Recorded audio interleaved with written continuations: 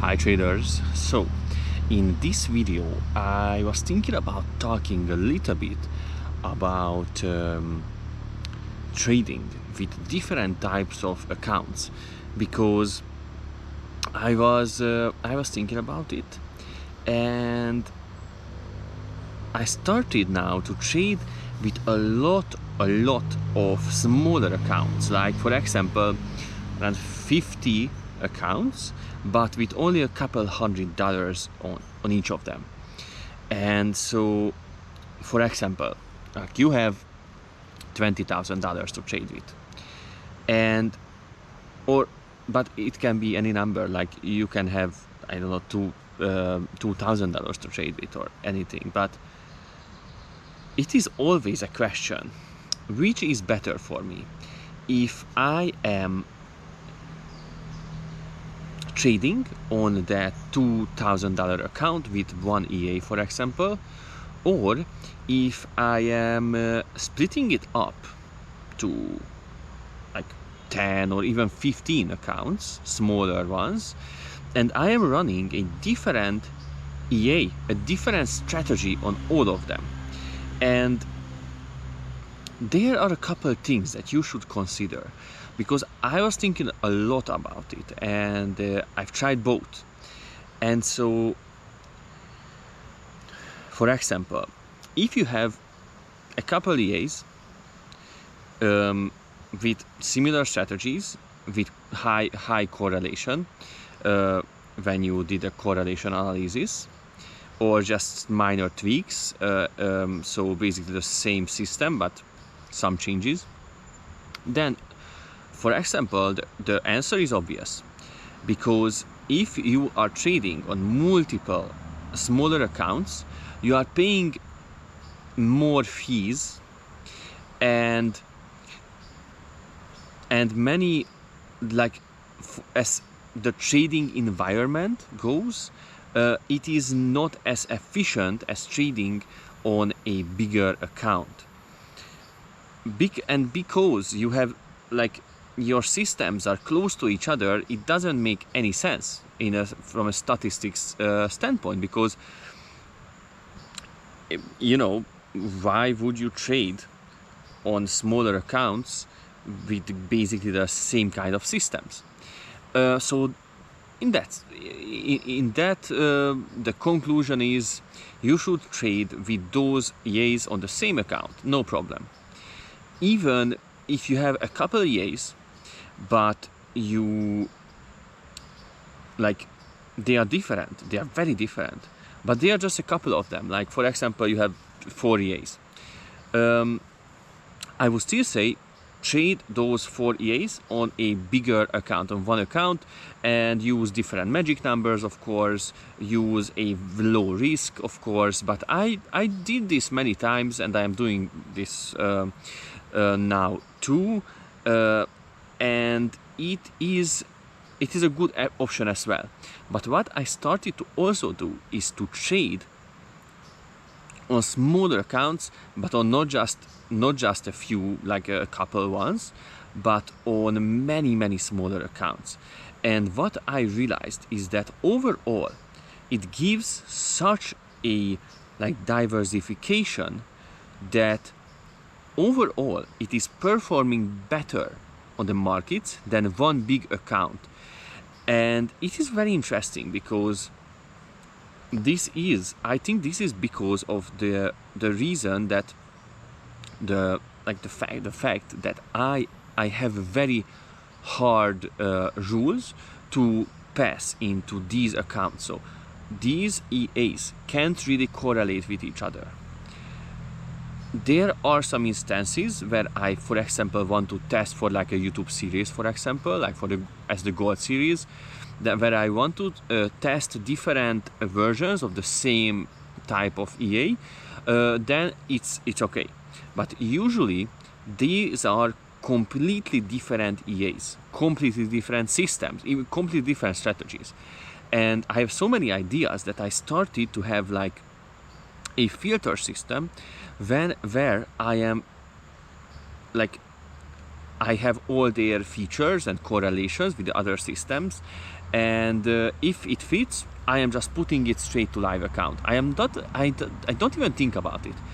And I think this is a key reason. Like, think, like, you have a big account, you have a random EA, and you are like, I should put this random EA on a bigger account. Who knows what is going to happen? And many times it is going to blow the account. Like, for example, it can happen if you are using like a higher risk, for example. But if you have just small accounts, and one of them, like for example, you have $200 accounts, which is small. You have a winning account, or a few winning accounts that are really like winning 20 or even 100% gain, or even more. If from all the accounts you have like one or two that was completely wiped out, usually you are still in positive, because there was a limit. Like, from your whole like $2,000 that you split up to smaller accounts, you lost a couple accounts that were $200. But on the accounts that were winning and continuing to do so, because you are updating them or using, or they are just great anyway, and they are diversified enough, then the sum of all of it is going to be up. But it is very important to note that for this strategy, for this like diversification strategy, you should use a low risk at all times, and you can only trade with uncorrelated strategies. It is very important. But it can be really successful because this way you are going to be more creative. This is my personal view on it, because it gives creativity when you don't have that huge emotional like barrier that, if I am putting this money on one account, one account that is considerable amount for me, for everybody is different, then it has some emotional stress, some stress. And if you have a bunch of accounts, you're going to just put them on live account, like even like a 50 different. And also, one of the key things, it is much easier to check all your strategies this way than on one account. And not just that, but it is much more efficient to find some amazing strategies, because when you are running so many strategies, they are going to be ones that are outperforming the others like by a crazy amount, and this gives you space to actually explore, because there are infinite amount of possible strategies. So you can use an ungodly amount of different strategies creatively, price action formations that you can do yourself, like a billion combinations, or in more obviously, but so like different kind of equations, versions of indicators combined with each other, like so many things, so many chart types, even and so it is an interesting question, and I think correlation is the key. If you have a ton of uncorrelated strategies, my recommendation is to put them all up on live accounts, smaller ones, and you are going to be in a very good space to find good strategies. But if you have only like a few, like a couple ones, that is also a very good trading strategy. Now we are talking about like many accounts, strategies, and different strategy diversifications. But if you have that 5 to 8 great EAs that you are trading with, or strategies that you are trading with, and those are your like main ones, that is awesome, but for that you don't really need, I think, a separate accounts, because they can safely trade in one account. But of course, at any time, if you have just one big account, there can be some crashes in the market, some crazy things, so you have to be very careful with risk management. While if it's separate, like if it's many different accounts, usually it's like it's less likely that all of the accounts can be wiped out at once. And if it's just one or two, you are going to lose just a couple $100, for example. And so for this reason, many brokers don't like to provide many accounts, but there are some brokers that are providing a huge amount of accounts, live accounts, which is great.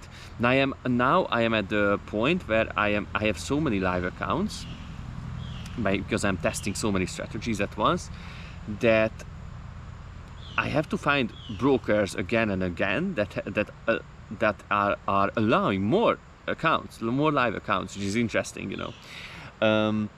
Also, let me know in the comments if, like, it would be interesting for you if I would start to show like live trading and do live trading on my and showing you my whole strategy with all these accounts.